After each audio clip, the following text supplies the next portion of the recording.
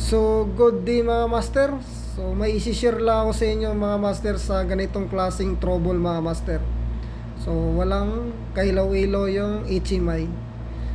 So, nakaon na yung main breaker.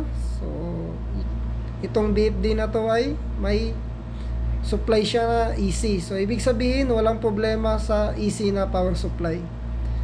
So, dito sa PLC, walang power supply yung PLC, pati yung mga safety.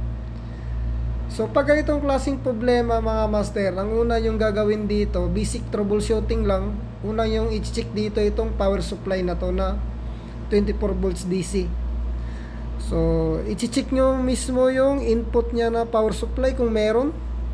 Line 1, line 3. Tapos, line 2, line 3. So, sa input na power supply mga master ay walang problema. So, ngayon, i-check natin tong DC na output. So, dito sa output voltage niya mga master ay wala siyang indicator light na 24 volts. So, wala talaga siyang output talaga. Kaya lahat ng sinusuplayan ng 24 volts ay nag-blackout talaga. Dahil dito sa power supply na to mga master. So, wala siyang output voltage. So, try nating tanggalin tong negative at saka positive na wire mga master.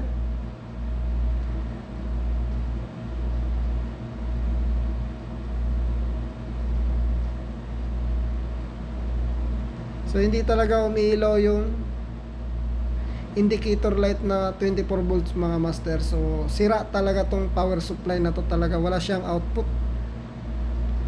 So, ang ginagawa ko dito mga master ay binaklas ko to. Dahil nga papalitan ko ng power supply. So, dito, ito yung pamalit ko na power supply mga master. So, kung titingnan nyo, mas malaki yung luma, mas maliit yung bago. Pero kung titingnan nyo yung input na power supply master ay parehas lang. So, pati yung output na supply mga master ay parehas lang, 20 ampere yung capacity nila. So, parehas lang sila. Ang pagkakaiba lang, malaki yung luma. Itong bago na to ay ito yung latest ngayon ng Siemens na power supply. So, pinaliit lang siya pero parehas sila ng output na 24 volts na 20 ampere ang maximum load niya. So, ito na yun mga master. So, nagpalit na ako ng bago. So, ngayon, umiilaw na yung PLC, pati yung safety relay. So, lahat ng sinusuplayan ng 24 volts ay gumagana na. So, talagang power supply lang talaga ang sira mga master. So, sana may matutunan kayo sa video na to. God bless mga master.